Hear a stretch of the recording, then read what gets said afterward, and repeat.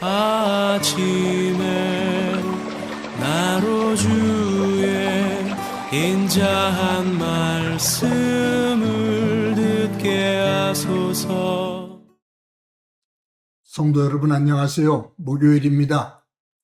오늘도 하나님의 사랑이 여러분들의 삶의 자리에 가득하기를 간절히 소망합니다. 말씀 한 국 봅니다. 고린도전서 14장 26절부터 40절까지의 말씀을 봉독해 드립니다.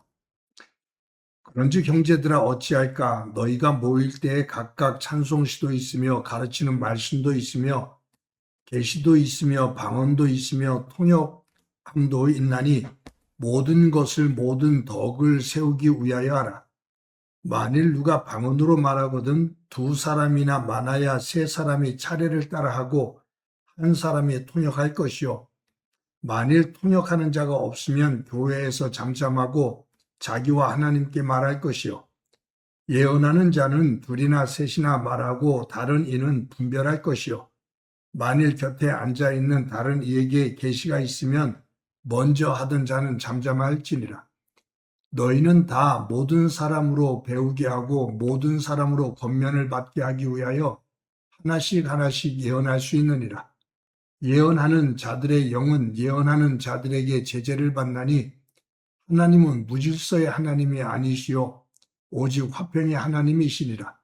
모든 성도가 교회에서 함과 같이 여자는 교회에서 잠잠하라. 그들에게는 말하는 것을 허락함이 없나니 율법에 이른 것 같이 오직 복종할 것이요. 만일 무엇을 배우려거든 집에서 자기 남편에게 물을지니 여자가 교회에서 말하는 것은 부끄러운 것이라. 하나님의 말씀이 너희로부터 난 것이냐? 또는 너희에게만 임한 것이냐? 만일 누구든지 자기를 선지자나 혹은 신령한 자로 생각하거든 내가 너에게 편지한 이 글이 주의 명령인 줄 알라. 만일 누구든지 알지 못하면 그는 알지 못한 자니라.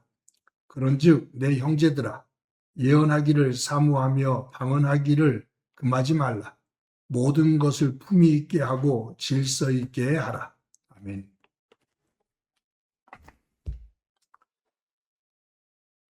바울은 하나님께서 주신 그 은사를 교회에서 사용할 때 예배를 드릴 때든지 또 어떤 섬김의 일을 할 때든지 그 모든 것의 중심에 이것을 생각하고서 해라 라고 말씀하시는 것이 있는데 뭐냐면 40절입니다. 40절에 이렇게 말씀합니다. 모든 것을 품위 있게 하고 질서 있게 하라. 모든 것을 품위가 있고 질서 있게 해라 그 말이에요. 말을 하든지 무슨 행동을 하든지 품위가 있어야 된다. 그리고 교회에 질서가 있어야 된다. 그리고 계속 강조하는 것이 뭐냐면 교회에 덕이 되어야 된다 그 말이에요. 여기에 모든 것을 이라고 말합니다. 어느 부분적인 것만이 아니라 모든 것입니다. 교회 안에서 행해지는 모든 것, 거기에는 품위가 있어야 되고 거기에는 하나님의 말씀을 중심으로 질서가 있어야 된다 그 말이에요. 지금 고린도 교회에서 가장 문제가 되는 것이 말입니다.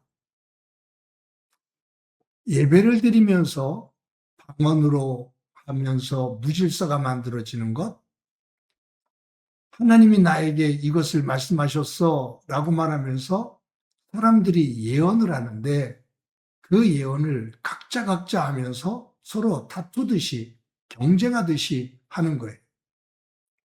그러다 보니까 하나님으로부터 받은 은사라고 말하면서 그것이 교회의 덕이 되지 않고 무질서해지고 예언한다고라고 말을 하는데 서로 화를 내고 네가 틀렸네 내가 옳으니 라고 말하면서 다투고 하는 그런 모습 속에서 품위도 없고 질서가 없는 다툼과 무질서가 만들어지는 거예요.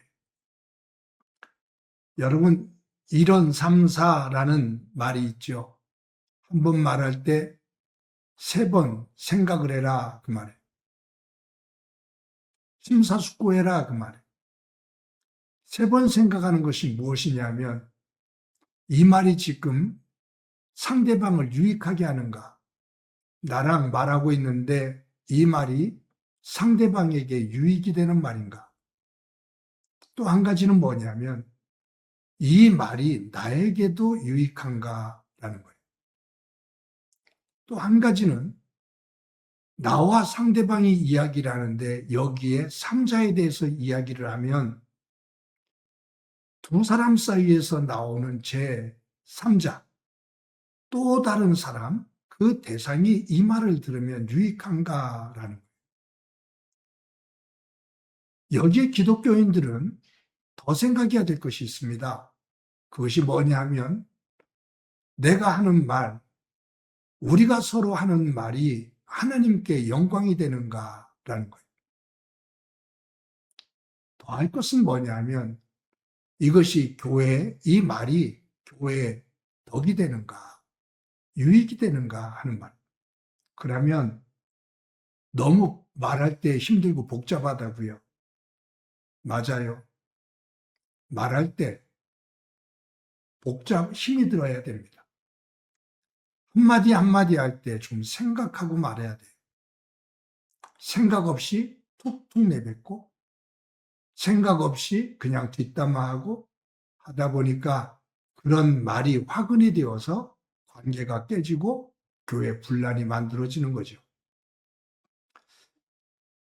여러분, 여기에 보면 26절에 이렇게 말합니다. 그런즉 형제들아 어찌할까? 너희가 모일 때 각각 찬송시도 있으며 가르치는 말도 있으며 계시도 있으며 방언도 있으며 통역함도 있나니 모든 것을 덕을 세우기 위하여 너희들이 하나님으로부터 받은 은사를 가지고 사용을 할 때 그 모든 것을 덕을 세우기 위해서 해라.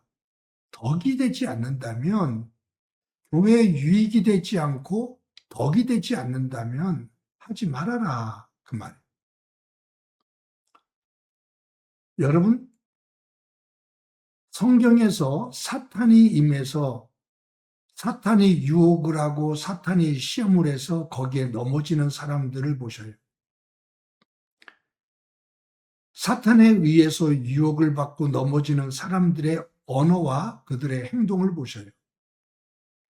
거기에는 무질서가 있습니다. 그리고 그 말이 언어가 거칩니다. 행동이 거칩니다. 그리고 화목을 만들지 않고 다툼과 갈등을 만듭니다. 예수님께서 이 땅에 오셔서 하신 사역을 보셔요. 예수님은 아픔을 치유하십니다. 무질서를 잠잠케 하시며 질서 있게 만드십니다. 예수님께서 호통을 치셨다고요? 맞아요. 예수님께서 호통을 치셨고 화를 내셨어요. 바리새인들에게 또 타락한 성전에서 화를 내셨죠. 그런데 그 화는 깨는 불화를 만드는 그 화가 아니라 다투고 무질서하고 무례하고 교만한 악을 행하는 그것을 보시고 질서로 회복시키기 위한 분노였습니다. 사랑하는 성도 여러분, 오늘 본문 33절에도 하나님은 이렇게 말씀하십니다. 하나님은 무질서의 하나님이 아니시오 오직 화평의 하나님이시다. 하나님은 무질서의 하나님이 아니시다. 하나님이 천지를 창조하실 때 혼돈과 공허와 흑암 가운데 있었습니다. 하나님이 천지를 창조하시기 이전의 세계를 공허와 흑암과 그 어둠에 있었다 그 말. 무질서에 있었다 그 말. 그런데 그곳에 하나님의 신이 운행하시면서 빛이 있으라 하시니 빛이 있었고 하나님 보시기에 좋았더라. 공허와 흑암과 그 어둠의 무질서 속에 있을 때 하나님께서 임하셔서 질서를 만드시고 그 질서와 조화를 하나님께서 심히 기뻐하셨다. 하나님은 무질서의 하나님이 아닌 질서의 하나님입니다. 근데 사탄이 그곳에 들어와 하나님의 질서를 흔듭니다. 하나님의 말씀을 순종해서, 하나님의 말씀에 순종해서 모든 만물이 질서와 조화를 이루고 있는데 사탄이 들어와 그곳에 교만을 심고 불순종을 하며 무질서를 만듭니다.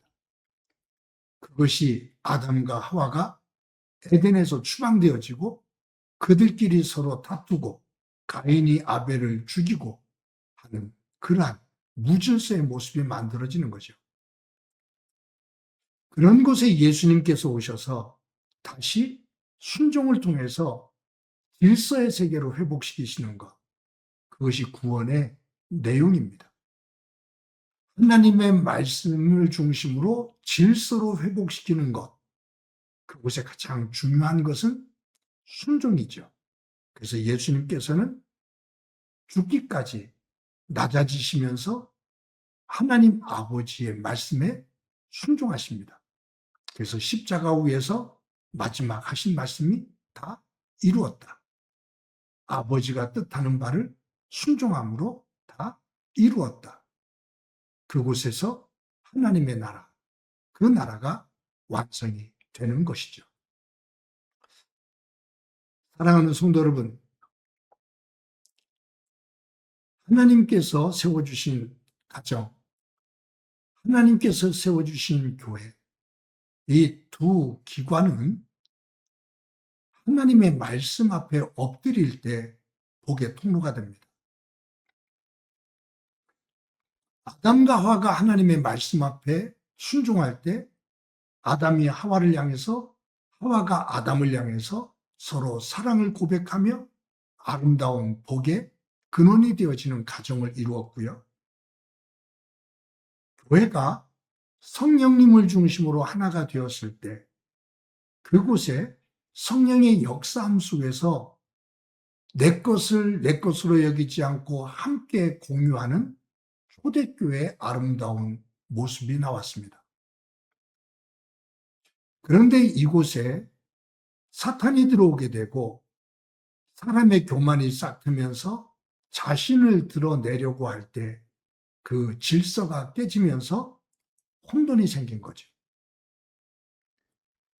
저와 여러분의 하나님께서 우리에게 허락해 주신 가정과 교회가 하나님 말씀 토대 위에 굳건히 서서 하나님이 만들어 주시는 질서와 하나님께서 만들어 주시는 화목을 통해 복의 통로로 쓰임받는 은혜가 있기를 간절히 소망합니다.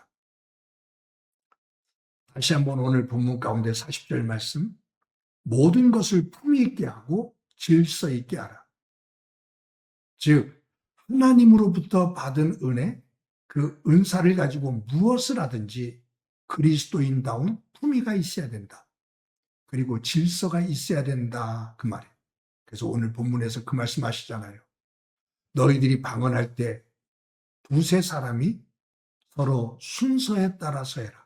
그러나 방언을 통역하는 사람이 없으면 방언으로 말하지 마라. 너희들이 예배를 드릴 때 하나님 앞에서 계시를 받았다고, 하나님이 나에게 깨달음을 주셨다고 생각이 되는 사람들이 있느냐? 그것을 말할 때 순서 있게 말을 해라. 그리고 고집 부리지 마라. 영의 사람은 다른 영의 사람을 통해서 견제가 된다. 다듬어진다. 내가 받은 것만이 옳다라고 주장하지 말고 상대방의 이야기를 듣고 고칠 것 고치고 조화를 이룰 것 조화를 이루며 하나님께 영광이 되고 교회의 덕이 되어야 된다. 그러기 위해서는 모든 일을 할 때 그리스도인답게 품위가 있어야 된다. 그리고 하나님 말씀을 중심으로 성령 안에서 질서가 있어야 된다. 그 말이. 오늘도 하나님의 백성으로 살아가는 저와 여러분이 우리의 말과 행동에 있어서 영적인 품위가 있고 그리고 하나님 나라 질서를 만들어가는 소중한 삶이 되어지기를 간절히 소망합니다. 한번 기도합니다. 하나님 감사합니다. 오늘도 소중한 날 주신 것 감사합니다. 저희들의 믿음의 삶이 천박한 삶 되지 않게 하시고 하나님 안에서 성령을 통해 하나님의 성품을 닮아가며 믿음의 품위가 있고 또 하나님 말씀을 중심으로 질서를 만들어 덕을 세우며 하나님의 복의 통로로 쓰임받는 저희들이 되도록 은총 베풀어 주옵소서. 오늘도 그와 같은 복된 삶을 살기를 소망하며 예수님의 이름으로 기도드립니다. 아멘.